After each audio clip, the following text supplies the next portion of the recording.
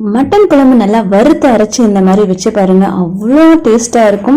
பசங்க ரொம்ப என்ஜாய் பண்ணி சாப்பிடுவாங்க. இதுக்கு அரைச்சி மசாலா வச்சு அன்னைக்கு சிக்கன் ஃப்ரையும் அருமையா ரெடி பண்ணிருந்தேன். இதுக்கு ஸ்கிரீன்ல குறிப்பிட்ட அளவுகள்ல வெங்காயம் தக்காளி இதெல்லாம் எடுத்து நல்லா தோல் சீவிட்டு கழுவி வச்சுக்கிட்டேன்.